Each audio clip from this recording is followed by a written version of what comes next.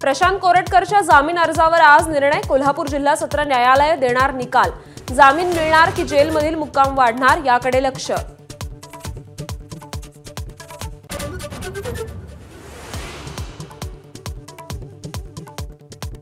अजित पवारांचे कृषी मंत्री माणिकराव कोकाटे यांना बेशिस्त वागणुकीवरून खडेबोल।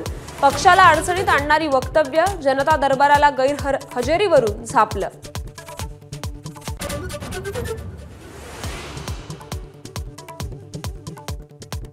अहमदाबादमध्ये आज काँग्रेसचं राष्ट्रीय अधिवेशन। सध्याची आव्हानं आणि भविष्यातील रणनीतीवर चर्चा होणार। खरगे राहुल गांधींसह वरिष्ठ नेते करणार संबोधित।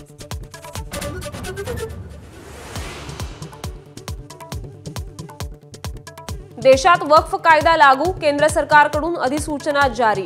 वक्फ कायद्याविरोधात पश्चिम बंगालच्या मुर्शिदाबादमध्ये दगडफेक। जाळपोळीनंतर तणाव।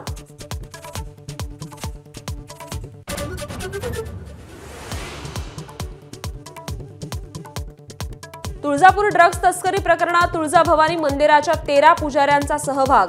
जिल्हाधिकाऱ्यांनी मागवली आरोपी पुजाऱ्यांची नावं। सरसकट बदनामी नको। पाळीकर पुजारी मंडळाच्या अध्यक्षांचं आवाहन।